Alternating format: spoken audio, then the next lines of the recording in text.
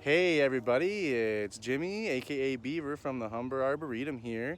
And today I want to talk to you a little bit about one of my favorite trees in the entire world. And it happens to actually also be the provincial tree of Ontario. Wondering what that tree is? It is the amazing white pine. And the white pine, a couple of reasons why it's one of my favorite trees is one, I just absolutely love the soft needles. The needles actually come in clusters of 5. That's one of the ways you ID them. And the way to remember that is that the word white, a part of white pine, has 5 letters in the word white, and white pine has 5 clusters or 5 needles in one cluster. So just a helpful little ID tip.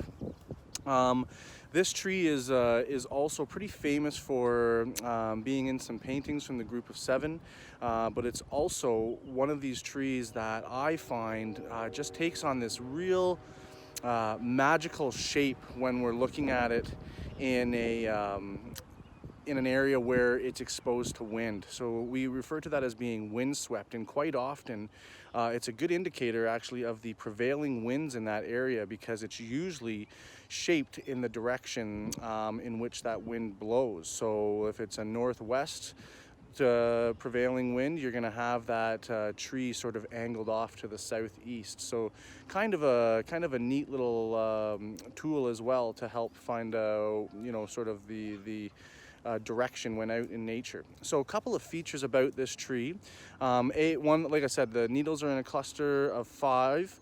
But it's how beautiful and soft they are. They are absolutely majestic. And we're going to take a quick look here at some of the features of the tree, including the bark and the needles. And if we find a cone hanging around here somewhere, we'll talk a little bit about that as well.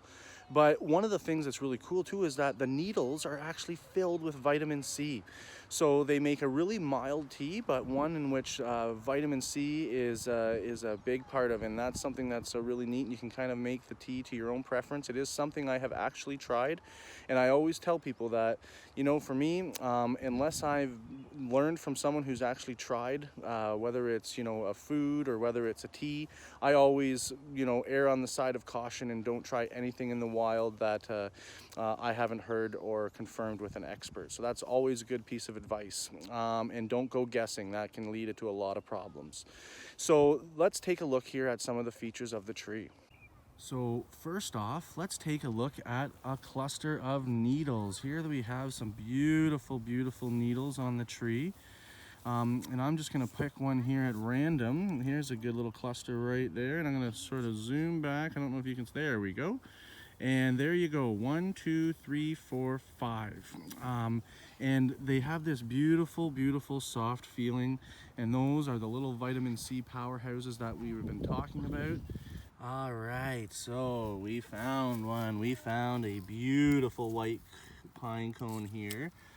And there's a couple of things I want to just point out. First of all, you can notice the really large scales on this pine cone. And I know we often refer to most cones as pine cones, but please do remember that a cone is named after the species of tree that it comes from. So if it comes from a spruce tree, it's a spruce cone. A pine cone comes from a pine tree. And here we have a beautiful true pine cone, nice thick scales. And what you see on here is this cool kind of yellowish whitish stuff, and that is the sap from the white pine.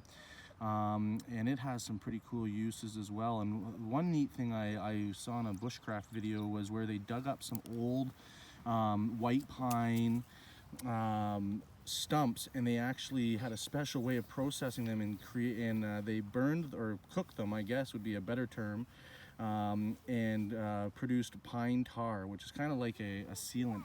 So yeah, you can see even at the base of the tree, their bark goes from that rough sort of appearance, and when they get older, it's really, really thick, and it goes up into this sort of softer appearance when they're young. Great tree, one of my favorites, the white pine, eastern white pine.